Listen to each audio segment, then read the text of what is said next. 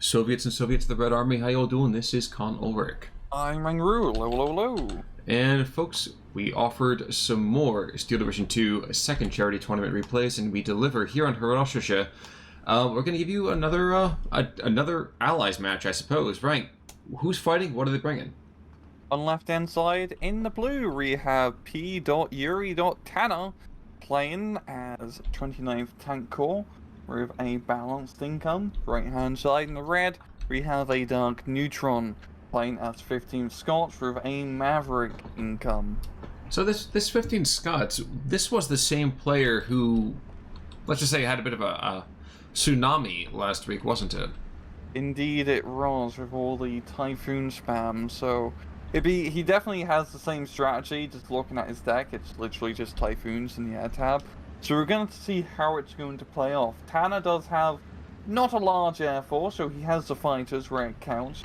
And he does have a decent amount of anti-air, mainly just 37mm anti-aircraft guns, and he already has 2 of them out at the start, so he must be somewhat self-aware. So we're going to see how that will play out. He's self-aware. He will destroy all of Dark Neutron's troops. I was having a very Skynet vibe there for a moment. Well, if you look at the later, too, as well, he's going to be able to bring in 9 37 mils in C. Which is absurd, honestly. Yeah, you don't... I'm quite surprised he's got that many. You think just a B phase card would be enough, like an A phase and a B phase and C phase of each of the 37 mils, or change it up with an 85 mil if you can. I believe you can with 29 fill. Don't quote me on that. The problem with having an 85 mil, though, is I feel like this 37 mil is, first of all, more dual purpose, and second of all, just more viable putting out that suppression. The 85, if it doesn't hit, I mean, congratulations, there goes 20 or 30% of the suppression you might have gotten before that airplane hits you. No, you're entirely correct. The 85 mil is more of a specialized tool. It only really works when you have 37 mils and other anti-aircraft guns in the field. Because the 85 is more just, to make the bombs inaccurate, and maybe deter bombers before they actually drop their load. Well, the 37 mils are better for helping you in dogfights and doing actual damage, I find.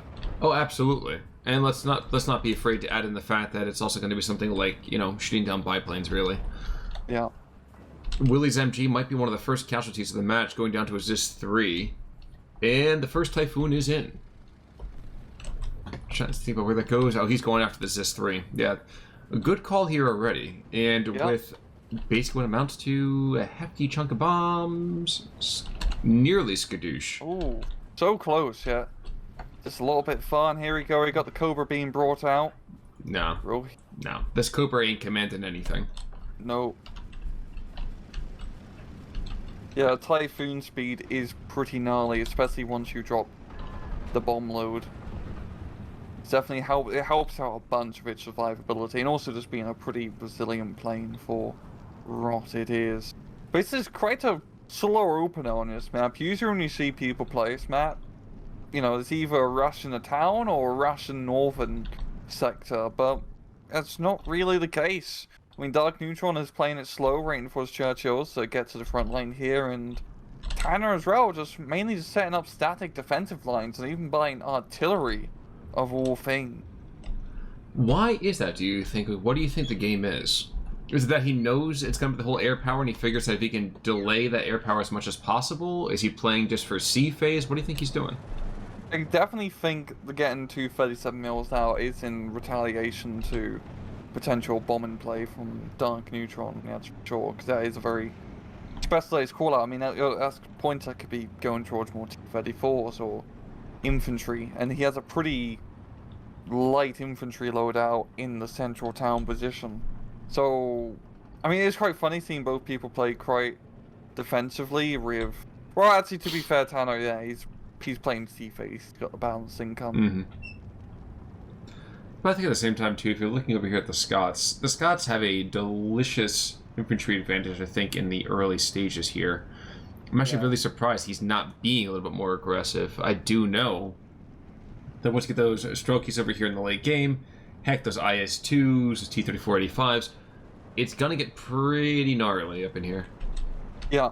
Yeah, I mean, Tanner definitely does have the tank advantage, of course, with all, I mean, T-3045s can do quite a good amount of damage against those earlier model Churchill tanks. Churchill Mark 7s would be a bit of a pain, but even then, you got IS-2 still with them.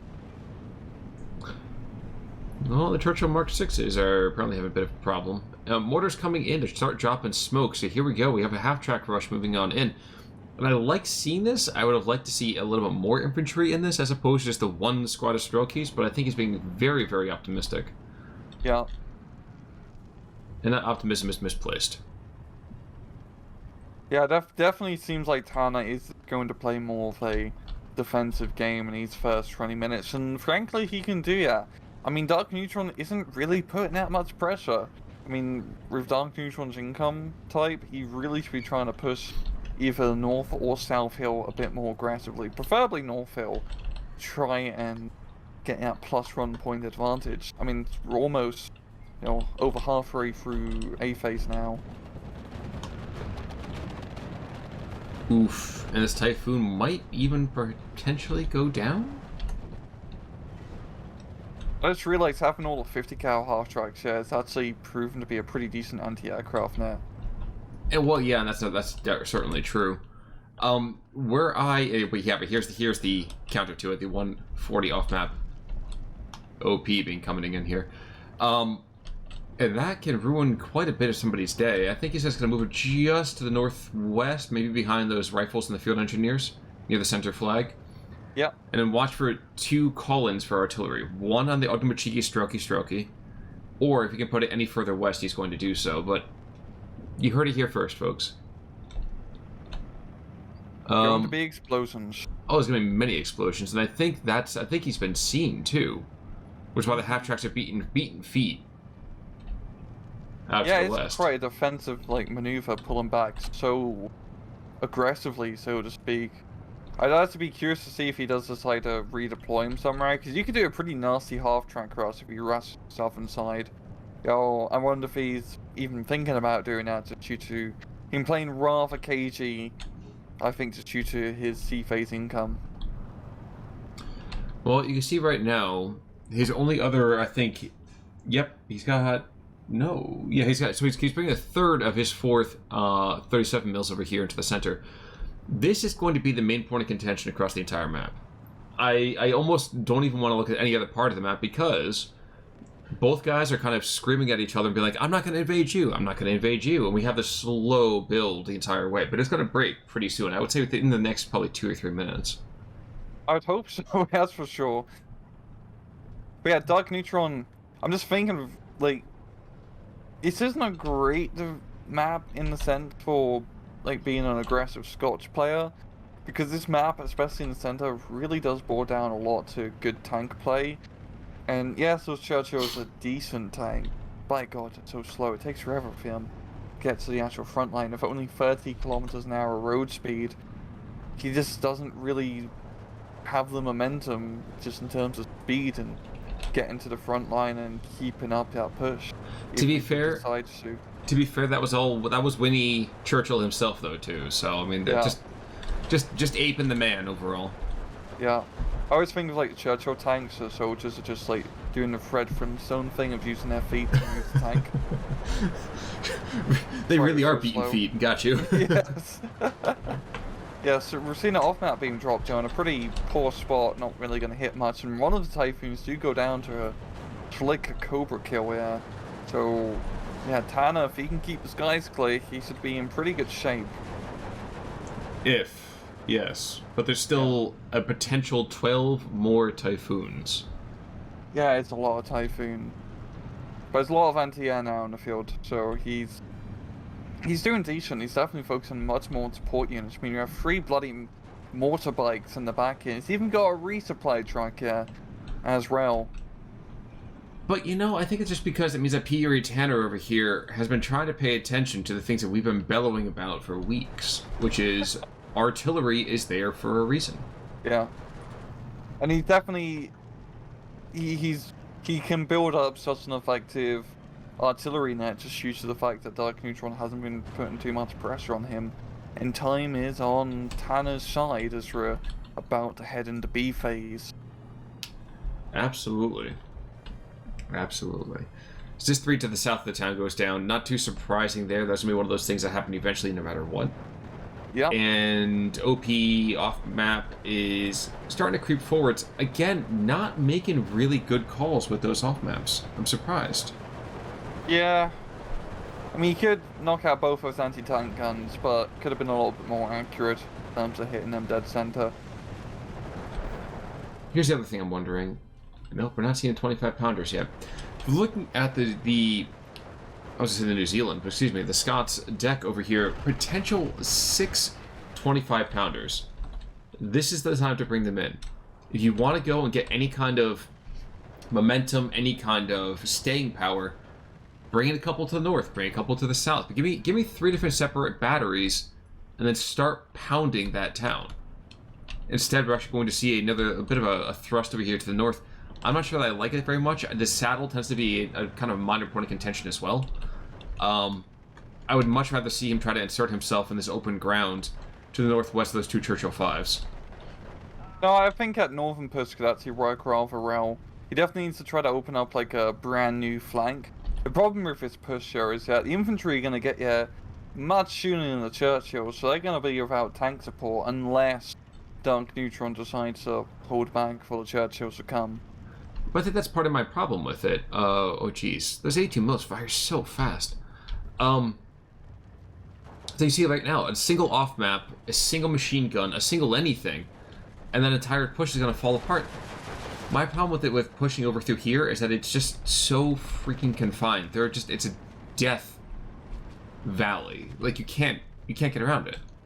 It is, but fortunately for him, I mean, Tanner's played very defensively, and he really should have had some stuff in front of, on the edge of the hill, so to speak. True. He deployed everything into the town area, which gives Dark Neutron really good approaches to get onto this hill, move through the forest, and actually give Tanner a bit of a hard time. I mean, Tanner does have a decent defense network, yeah. He's got the recon, he's got Maxims and the churches, he's got off-map.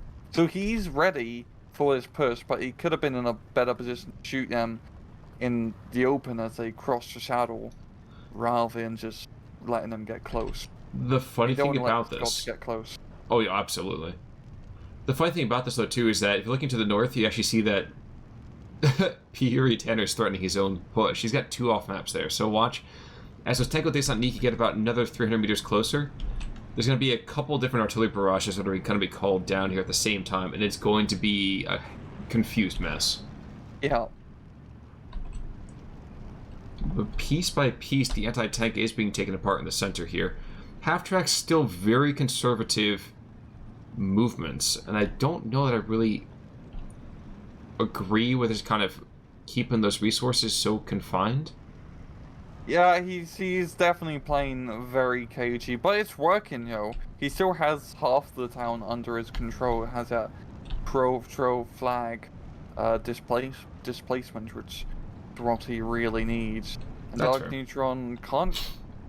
I mean, he is trying to push into a town with rifles and whatnot, but he just doesn't have just enough to take it through. I think it's really his T-40-45s coming in pretty clutch with their heavy anti-tank firepower, and Churchills just can't really effectively engage him. Well, the ball is opening over here to the north. Whereas Vedkas and Strokies are fighting against these rifles and the field engineers. The field engineers, again, these are some squads that you gotta get close. They really lose a lot of their kind of damage potential if you're just trying to have them deal over here with their, SMLEs. Yeah, they're definitely a unit you just want to rush in with the jeeps to unload right into the enemy face, rather than foot slogging with the rest of the blokes. And here you go, a double 30 coming down. So, if these squads are not forced into a retreat, they're gonna be dead. Yeah. This is like a crazy amount of half-track play we're seeing from Tanner. Like, he has a lot of these 2A runs in his stack. I believe 29th is one of the few Soviet divisions that actually has a decent amount of 50 cal half-tracks, because most of them only have like 6 to 8 on average. And he's definitely taking advantage of it, and it's working really well because those Scots don't have anti-tank on the infantry, so you can just 50 cal the Scotsman to death. Well, you and I waxed rhapsodic about the necessity of that a couple days ago, and this is kind of the reason that I really have an issue with that. Yeah, I mean, you do have some rifles with PX, of course, but I really do love using Soviet infantry, like guard DPs and all of that, because just having anti-tank rifles, yes, they're not great against tanks, but all this annoying light armor, which actually tends to be a little bit more of a threat to infantry, it's very nice just being able to blow it up from 500 meters. Oh, absolutely. Absolutely. In the meantime, that double artillery barrage to the north shut down that push. Trying to think also, I think we lost 2 Typhoons just now in that last sortie. And that might be the Achilles heel of the Scots, who ironically also didn't bring any Achilles here today. But I don't think they get them either, so, you know. I believe they do. But you never really tend to see It's them. like limited, yeah. Most people will just... I'm fairly certain they do. I'm not 100%. So I'm just gonna keep backing down from this statement, but nonetheless, it's not looking too great here for Dark Neutron. It isn't. Though to the north we had a Humber try to go and humbly take out a Zis-3, and as you might suspect, that did not go well. And this artillery barrage just continuing to shove back those brave Scotsmen. And in the center, actually, we're seeing our first wild animal sighting as a crocodile gets in there. Which I'm always excited about. I'd like to see him actually be able to use his flame projector as opposed to just kind of, you know, vainly realizing that he's never going to get close enough to swing and hit him with his own flame cannon. Yeah. It's essentially a tank you can take in a support tab. Yep, and it blows up just as beautifully. Yeah. Yeah, I mean, we have a pretty decent force here from Dark Neutron Center. He has a boatload, of Churchills, and with a commander nearby, given veterancy bonuses. These would be pretty nasty, even against, well, I'd say all the T-3485s, but it seems they're all dead. I don't even know where to look right now, because we have this half-track rush to this top, we have the T-3485s going crazy, and we have these super mobile mortars which are doing a great job smoking things out. Yeah, of course, like, once they run out of those shells, they're not getting more of them. Yeah, it's good seeing, like, actual mortar smoke plates. Really quite nice. And this is the burst that Dark Neutron really needs to do, this massive Churchill. So, and it's working. If he can capture this town, that is a pretty big gain. At the same time, we're almost at the end of B phase. Tanner has a boatload of troops up north here. And I feel like he'd be able to actually push this northern sector if he clears out the rest of Dark Neutron's force. Well, we did see Command Churchill go down, and Typhoons are just not able to successfully engage here. T-3045 also dominating from long range. Yeah. He's picked up 2 kills already. Wouldn't be surprised if he gets at least 2 more. Churchill There he 4. is shooting a crocodile instead of like the other Churchills, which is a bit of a silly maneuver. I think he's legitimately just letting the sanity flow from the cannon by itself, as opposed to necessarily worrying about target acquisition here. And there's 2 of them here now as well, so it's not like there's really a whole lot to be super concerned about. Yeah.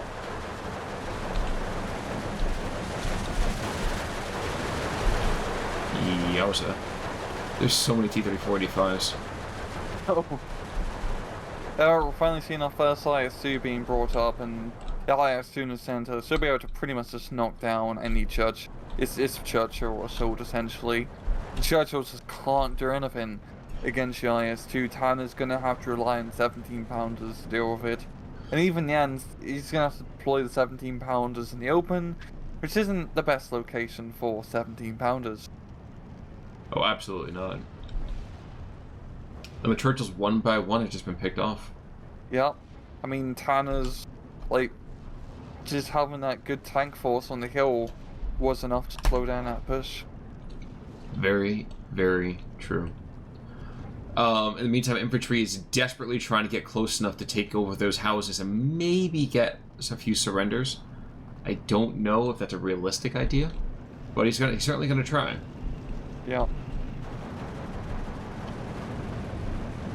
Command Churchill, in the meantime, up to the north, 175 penetration. I don't know he's going to last particularly long, but I love his gumption. 15-9. He's doing his best. Oh, and that's all you can ask him, you know. He's one of those plucky little individuals. You know, one thing we didn't pay attention to was that push down to the south. Oh. Hello, push down to the south. Nice to see you. Well, it was one of those things that you definitely saw it starting to occur.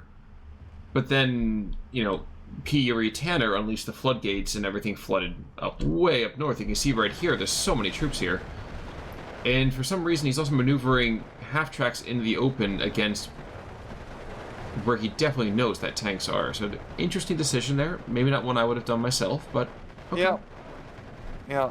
But yeah, Southern Push is definitely what Dark Neutron needed to do. Because that is going to redirect some of Tanner's forces here. Try and deal with his Southern Assault. I don't feel like this is going to last. He only really has a few rifles here. He doesn't have enough high explosive firepower to really deal, I think, with his huge spam. To be fair, his rifles are 3-star veterancy, so I think he'll be fine, actually. And it'll slow him down, too, and again, that's the most important thing. The 15th Scots, you don't have to hold the ground forever. You just have to hold it for 30 or 40 minutes at a time. Yeah. Throw in the bodies. The Northern Post has been completely repulsed now, and I wonder if Tanner is going to do his counter-assault. Now would be the time to just rustle the infantry and cross the shadow before any defenses can get deployed here. And yeah, that's what he's going to do. Hoorah charge of all the Strelkies and other Soviet blokes. Seems to be the case, right? 3 rifle squads being brought on in, but geez, I always forget the Bedford is just as slow as it is. 60k on the highway. Yeah. Not the fastest thing. No, sir.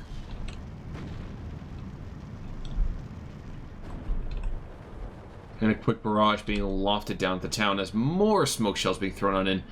And, you know, looking at this, I don't want to say that Neutron would necessarily that he you know waited too long or something like that, but I feel like maybe he did wait a little too long about really pushing outside that town. Yeah, he definitely did. He should have really played a bit more aggressively along the saddles. If you're playing like Maverick or Vanguard a deck on this map, you need to play heavy on the flanks to actually get anywhere, because yes, that town fight can work and it is a pretty luxurious area to get in terms of the amount of flags available, but it's very easy for your opponent to just slow you down and keep you bogged up if he just throws in a few good units, and especially heavy tanks. Certainly seems fair. And balanced right now, we're seeing just the hordes of Soviet infantry.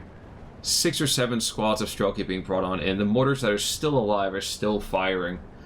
And to the north, the Vane rifle defenders are going to get shoved back by sheer dint of numbers. Yep. Not really a whole lot they can do, yeah. And as usual, Scotch riflemen, they aren't that great by themselves. They really rely on explosive fire support, and there's none of that up north. Yep, without them, they just kind of get killed. Indeed, they do.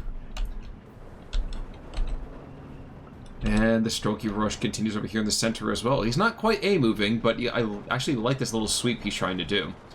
Yeah, swing around the Churchill. Covering. Well, he's swinging around the Churchill in the first place, and I mean this literally. Like, if you look at the moves themselves, he's not just madly rushing across.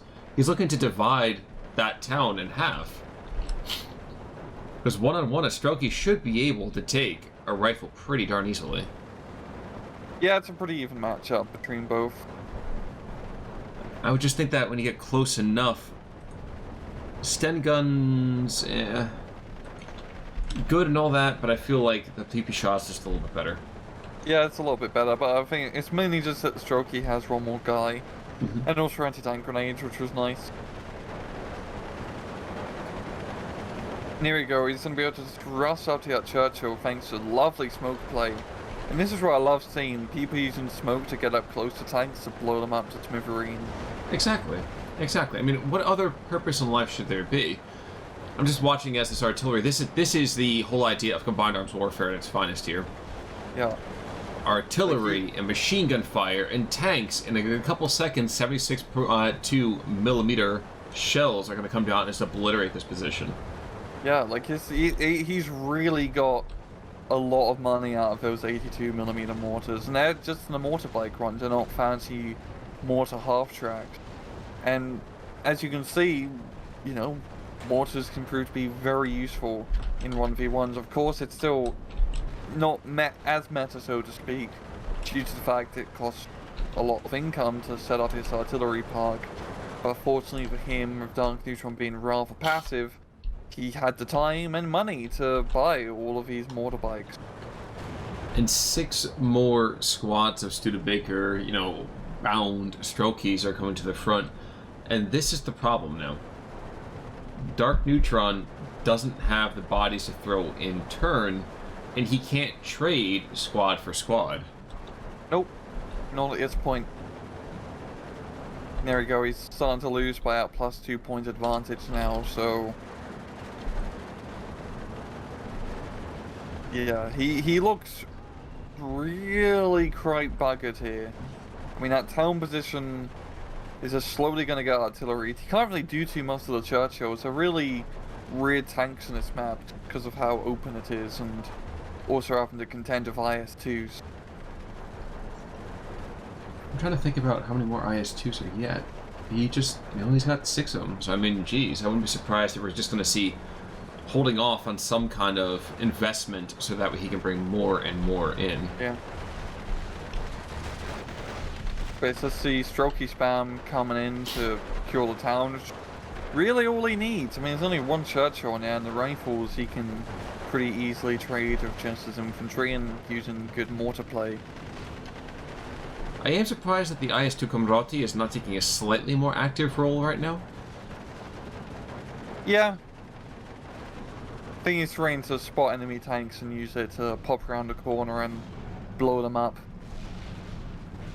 The rather fortunately timed artillery barrage stops the entire Soviet push. I'm not going to say it's going to be a reversal, because that would be a load of bollocks. But there is potential for the Soviet tide to kind of have to wash back a little bit further to the west. Yeah. This is going to buy Dark Neutron a little bit of time, but well, Tanner has time on his side. He has the flags, he has the income, he has the units. Yes, he does. And while he doesn't have the southern flank as much, he doesn't need it. No, he has the flag here, which is really all that matters. That's also fair. I think that's what the flank writ large, let's say. Yeah. He's gonna lose it in time. He's gonna lose it in time. But is he bringing up T-30? But why is it T-34? Just throw the tanks on the southern side. Yes, I get it. It's a town fight, but you just need bodies there at this point. But even if he does use that one flag down south, it's really not like Dark Neutron is going to get the other two, just due to how deep they are on the enemy line. Mm-hmm. So all he can really do is control that one flag. And that's going to at least bring it down to only a -1 disadvantage, but still not great, yeah, for Dark Neutron. He doesn't really have any momentum to retake the northern flank, and really in a central position, well, a lot of Strokies have died. It's not as many anymore, and the rifles are being brought in. But there's still more Strokies somewhere in the spawn zone, ready to be deployed. Well, the irony of it, too, is that, okay, so there's no Strokies. Big flippin' deal. There's also no AT on the Scots infantry, so cool. I'm just going to send in an IS-2. And outside of you having a handful of rifle leaders, you can't do anything to me. So what do I care? Yeah. And we haven't seen the 17-pounders really be deployed in the central position. I understand that, because it's not the best position, of course. But he kind of just needs him, because by God, he can't do anything else against his IS-2. True. Yeah. True. And to complete the cycle, though, he's bringing in 6 more squads of Strokies to the north, just to break the last little shreds of resistance over here from the rifles. Honestly, these 3 squads die, I don't care if you have a 6-pounder back there. Nothing is going to get out of that entire theater. Yeah. And Typhoons have really not had much of a presence this match. I mean, the anti-air and just good use of the Cobras have been enough to keep them at bay. Well, I think that's the question, isn't it? Was it that it was the 2 early 37 mils were enough, or is it just that you couldn't get that same kind of economic buildup? I definitely think the setting up an anti-aircraft net was one of the decisive bonuses, yeah, for Tanner, because it's not. The air power only really works if you manage to bomb stuff with them, because air power means not frontline units you can use to capture points. Mm-hmm. And as we saw, yeah, Dark Neutron didn't really have units to do any aggressive maneuvers with. As we've seen in the last replay of him, it was really all down to just Typhoon bombing runs, blowing everything to hell and back, and then clearing up what was alive. And he didn't really have the opportunity to do the same play because the Typhoons kept getting watered away from some angry Russians mounted on some rather nice anti-aircraft guns. Indeed. Indeed. Yeah. You want to take us to ×2 at 3110? Go for it, ×2, go for it.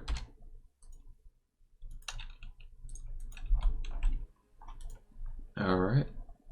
I think at this point it's pretty clear Dark Neutron doesn't really have much of a chance to take his back. But we'll see how long he can hold until relieved. So he's not getting relieved, but don't tell him yet. Yeah. I will say my exuberance to very quickly go to ×2. I actually paused myself for a couple of seconds, so Ryan, if something happens in the future, don't tell me anything. Okay. Cool. Down to the south, T-3476s are, again, showing why it's 100% necessary to have anti-tank material. And the Piat there, as well, is showing why you need to have anti-tank infantry. So, again, Yep. 6 of one, half a dozen of another here, but this is why it's 100% necessary. And I think that the Scots are going to soon see the writing on the wall and head back up to their bogs. They have bogs in Scotland, right? Yeah, they definitely have, like, a few bogs, yeah. They can just kind of bugger off and go spend some more time with Bond back at Skyfall. Mm-hmm.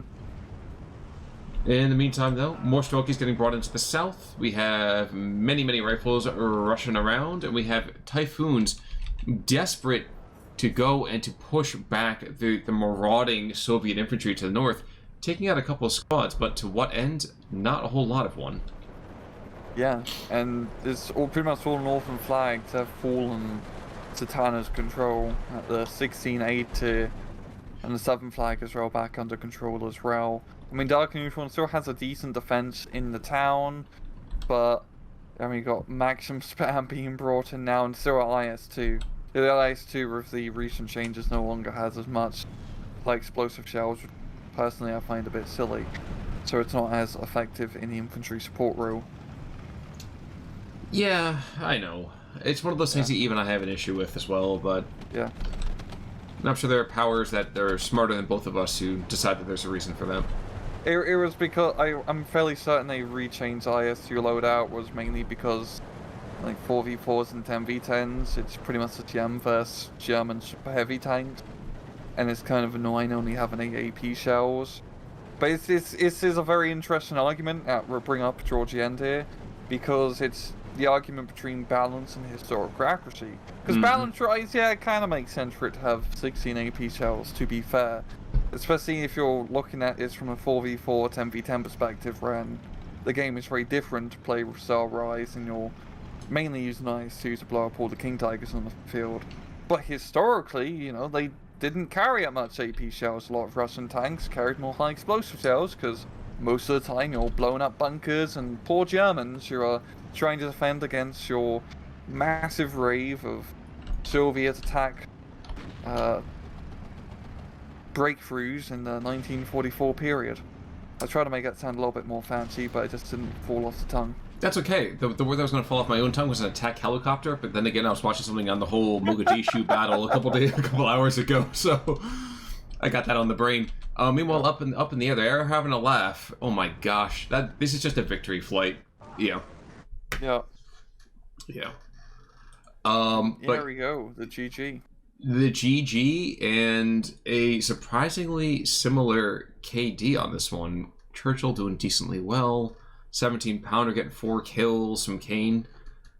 Kane is able to kill his friends there. The Typhoon, actually, I didn't even see him take out those 4 82mm stovepipes, but he did. Oh, wow. I didn't even notice that either. I mean, that's a good kill, but it probably came a little bit too late. On the flip side, Konopov over here, 60% of the way to being an ace in one battle.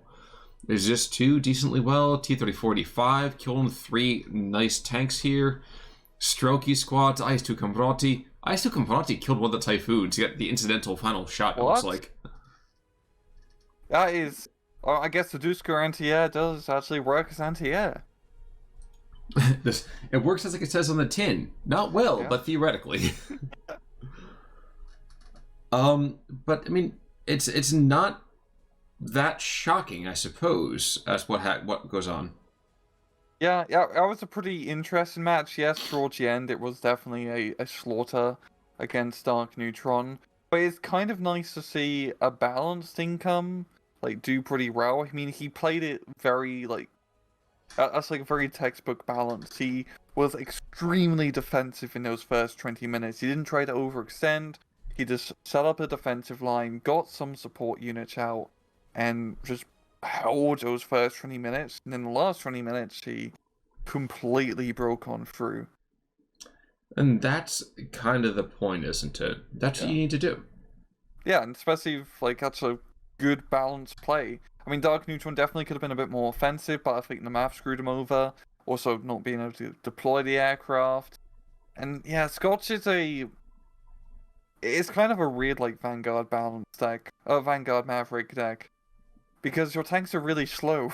It's not like with 3rd Canadians or New Zealand's where you could, like, rush with Sherman, Stuart, other fancy blokes. The Churchills take forever to get to the front line. So you need him on the front line to give fire support, unless you can use Typhoons, but Typhoons didn't work. Well, I mean, they're fighting in the middle of Russia. There was no way they were going to get a Typhoon there. Yeah, I mean, I guess by the time it managed to drop the bombs, I mean, they're running on empty. Absolutely. Barely make it back to Britain to the airbase. Absolutely. Yeah. But I believe that is going to do it for us today. Mm-hmm. Any final thoughts, sir? Thank you, Tanner, for using a crap ton of smoke. Yes. You made me very happy. Yes. I want to see more of that play, guys. It worked really well for him in that match and just securing that town. Well, and that's really what it needs to freaking be, you know? It's it's hard to go and not pay attention about how that's successful right there. So, you know. Yeah. We'll see how it goes. Keep smoking, guys. Keep smoking. Exactly. Thank you for smoking at all times. In the meantime, that's going to do it for us today. Again, a big thank you to the ST2 community for putting together the second charity tournament. I don't know if the donations are still open, but you'll find a link to the description of that below. It's Action Against Hunger. Great organization. And I think until next week, I'm Con Ulrich. I'm Rangaroo. Take it easy.